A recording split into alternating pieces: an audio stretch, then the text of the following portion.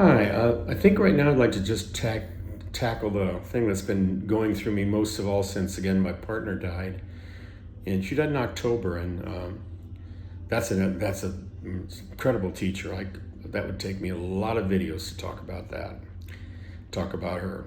Um, she was a very good teacher who at times drove me crazy because she was so good. She was so consistent. She refused to enable me. In her own way, she just stood before me as a mirror all the time. When it was around me, it was always about mirroring what was going on in me. She wasn't going to give me any help trying to figure that out. I'd have to look at it myself and go for it. And then she left. And then all of a sudden she just left. She was sick for a long time. And then she got progressively sicker. And then just when I thought she'd be around for a little bit, I kept taking her in and out of hospitals. Then in like no time at all, she just left. And there I was left alone in the apartment, or, basically around her things in an apartment that really was hers that she couldn't live in. And and then I found myself just sitting in that place, and I would sit and I would feel lonely. And I realized, well, why am I feeling lonely? I've been alone before. Before I met her, I was traveling around and by myself. I liked being alone, and yet I was feeling really a lot of pain and desperation and things about being alone. And it's interesting. I was watching something on TV, a little podcast from Alan Watts, who I'd really never listened to much. I mean, I had some quotes from him, and I'd read a few things of his, and he was good, but he wasn't really speaking to me as my teacher. But he had done this podcast, and boy, he hit it right on the nail. He hit that nail right on the head. It was like, oh my gosh. And it really was what he was talking about was this idea, which I was experiencing, was that I was going through some sort of withdrawal. And that withdrawal was the withdrawal from relationship. Yeah, what means I have to be alone? No, you don't have to be alone. But I realized, and I've been realizing it more and more all through my life, that there's always been this part of me that's been saying that my life, what the decisions I make and the things I do and all the stuff around what the moment, how I fill my moments, or the moment, is in relationship to other people.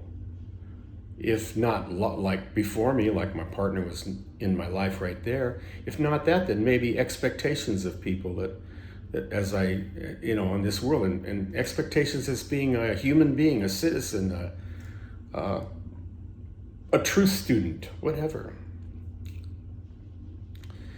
And that I was going through withdrawal from that.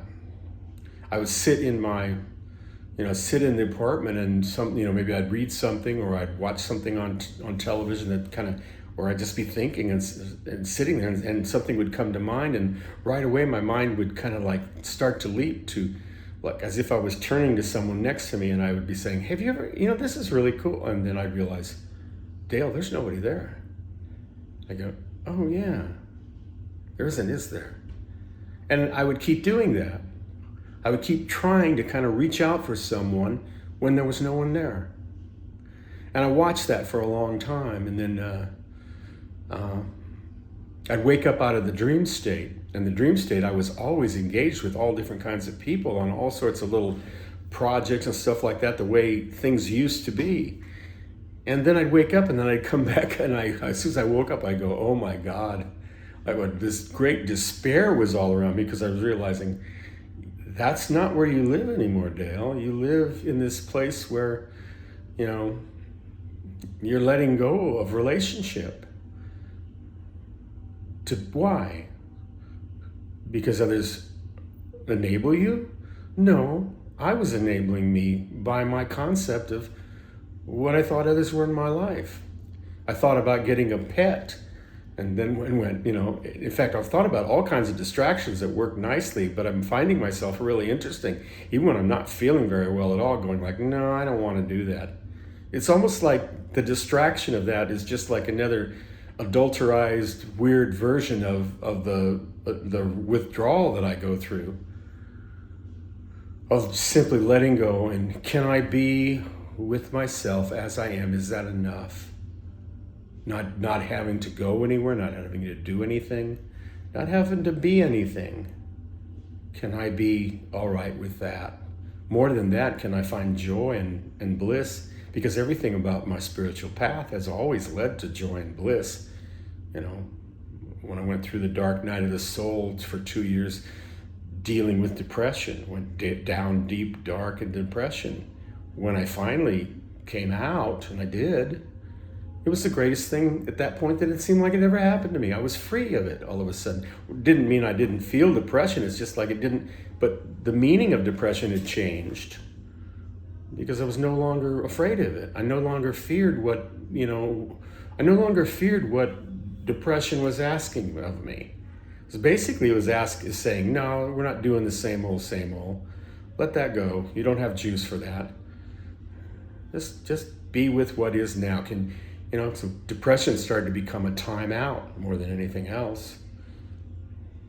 At any rate, it was quite a journey, and then that's the journey I find myself on now, is that it's learning how to let go of the need. That's it. It's really the need of another person.